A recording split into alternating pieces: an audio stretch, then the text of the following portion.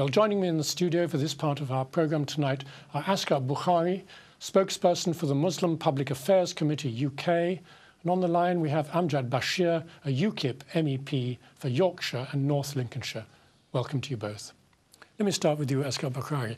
I mean, the report suggests that people in the authorities there were afraid to say that the perpetrators were Asian and indeed to go after them because they felt it might undermine community cohesion or something.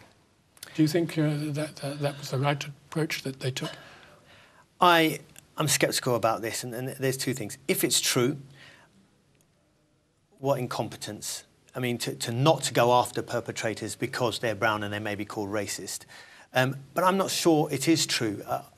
After all, thousands of Asians, Pakistanis, litter the prisons of Britain. Yeah, I think we're the Muslim community's highest percentage according to our population in prison right now. So I don't think there's that much fear of locking Muslims up. And in this particular case, I think it's almost a cover for their own incompetence. So what they're saying is, we screwed up, but the real reason is we didn't offend you know, the Asian community or the Muslim community, or whatever they're claiming. So I'm not sure it's true at all.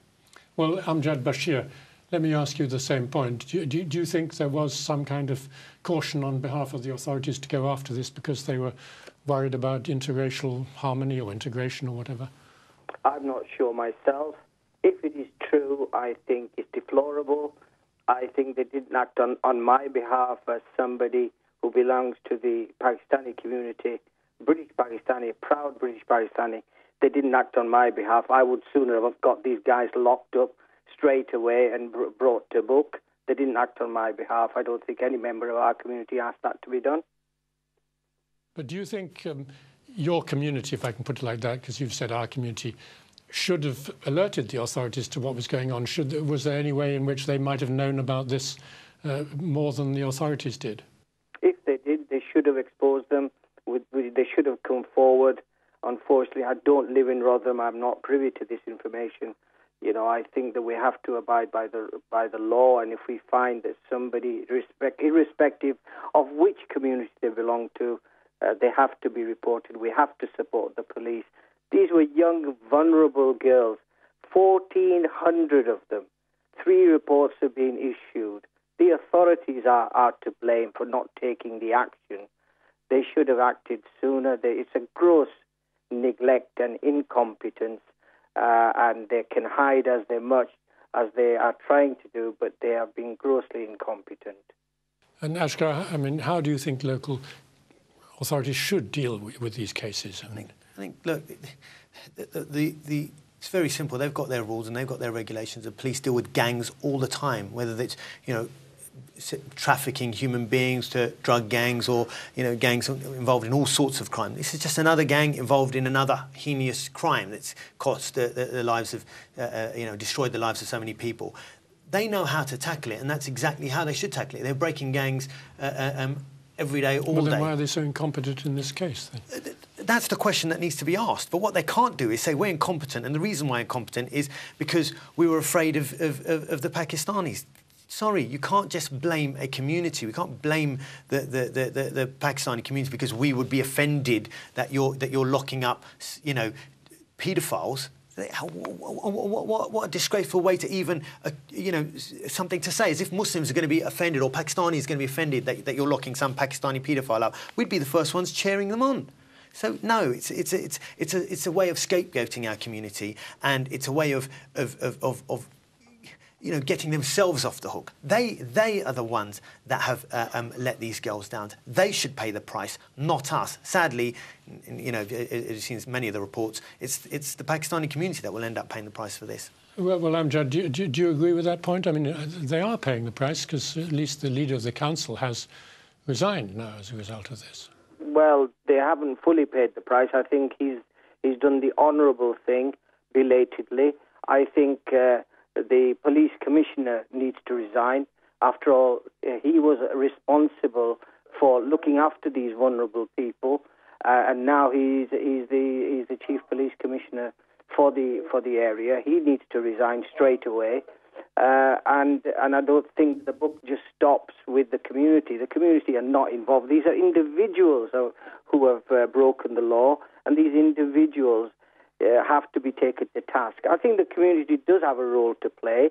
It should come out straight away and say with no hesitation that these crimes, these heinous crimes, were not done on our behalf. We condemn them, we vilify them, we ridicule them, and when we find people that are up to this sort of thing, we will point them out, and we will not, allow this to happen within our communities. Just on that last point, I disagree. I don't think that the Pakistani community or the Muslim community, as they're always asked, if in this instance, we've got to come out and say, honest, we don't support it. If it's a terrorist attack, Muslims are demanded, why aren't you out marching against terrorism? Why should we have to prove to the wider community that we're not all criminals or we're not all terrorists? Why should we have to prove that? In fact, if anyone's asking us of that, the real question, the onus is on them. Why do you think that any time there's an incident that everyone's involved? They're the problem, the people asking us to apologise or shout or condemn. We don't have to condemn anything. We don't have to apologise for anything. We're not involved. Anyone who thinks that just because one paedophile or 100 paedophiles happen to be Pakistanis, that all the Pakistanis are sitting around going, oh, it's normal news. We just give leaflets outside the mosque saying, become a paedophile. It's just crazy. And we shouldn't have to step up and try to tap dance to every racist demand. How do you evaluate, Amjad Bashir, the media coverage of this story? I mean, do you think it's been sensibly handled? No, I don't. I think that whilst the last speaker is right, we're not answerable for these crimes. But I think if you take it into context, I mean, this is not a crime just restricted to Rotherham. It's happened in Rochdale. It's happened in Oxfordshire. These were largely, we have to admit, they were largely people of Pakistani descent. They were up to no good. Every day we're getting blamed for what's going on in Syria, overseas Pakistanis and Muslims going abroad in terrorism.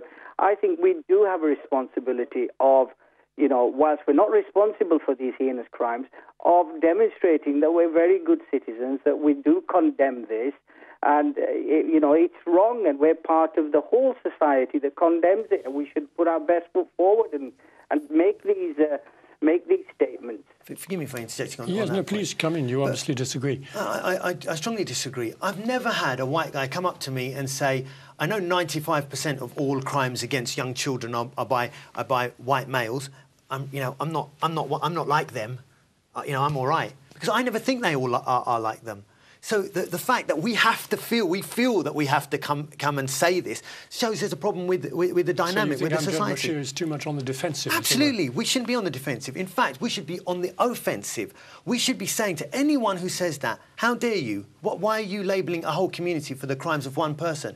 The politicians, right, have a paedophile investigation going right now. What are they, a white gang? When white people become politicians, do they become paedophiles? Or when they become famous, do they become paedophiles, like Jimmy Savile? No one says this because it would be ludicrous. In fact, it would be highly racist to say that. But as soon as it's the Pakistanis or the Muslims, then it's the normal currency. And instead of reacting like a white guy would do, if I was a white guy, or I said it to a white guy and said, what's up with you guys? Every time you become politicians, you become paedophiles. He'd go, what type of craziness are you talking about? But the Pakistanis don't say that because they're so slave-like. What they do is they go, yeah, honestly, I'm not like that. I'm okay. And we should all go on a march and prove that we're okay. I don't need to prove I'm okay. He needs to prove why he's such a, stupid person asking that type of thing. You're accused of being on the defensive, so defend yourself. No, with all due respect to my fellow panellists, I would take a slightly different view. I think that it isn't the case. I mean, when largely white people groom a girl to their effect, they do it individually. These are gangs of people. This type of crime is quite unique to this set of people. Hold on. So can I just say, 95% of all crimes against young children is because of is by white males. So is that unique to them? Every time a white guy gets a loan with a child, he ends up doing something wrong. Is it that? Because in that analogy, that's what we're saying, right? It's unique to white guys then. If they're lone individuals, or that uniqueness is. What happened in Rochdale, what happened in Rotherham, what happened in Oxford, were groups of Asian men grooming girls and passing them around. That's quite unique to this community. Really? So what about groups of white males in Parliament passing little boys around?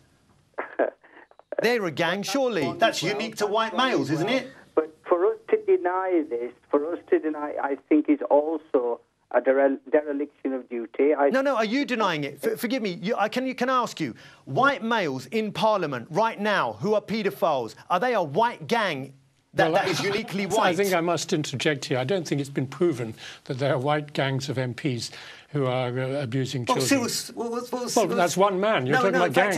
In fact, reports have come out by the people who were objected to the abuse that they were taken to parties afterwards, taken to flats with number of MPs, shoved into the bath or the toilet and raped. These are allegations. None of this has been proven. I mean, you know, I think we have to be right. I don't believe the MPs, perhaps you do. Let me give another chance to Amjad Bashir. I think we have to be rational. We have to get this in context. Largely, when white people have groomed girls, they've not done it in this way. This is being done in a systematic way where they have thought that these white girls were easy targets and they can pass them around, and they left the Asian girls alone. I think that's a lie. That's actually not true. In the report, Asian girls are involved in it and they were abused. I think we'll have to end there. I'm sorry, it's a very lively and interesting discussion, but that's all we have time for. I'm sorry, Amjad Bashir and Asghar Bukhari. That's all the time we have. So thank you both for coming, and thank you all at home for watching. Remember, you can follow us on Twitter @Islam Channel and use the hashtag #TheReport to interact with both us and viewers on social media. We're back tomorrow evening at the same time. But for now, we'll leave you with some footage. It shows heavy flooding across Bangladesh, which has forced thousands of people from their homes and caused severe damage to crops. The officials have warned that the situation could even worsen as floodwater poured into the capital, Dhaka. Good night.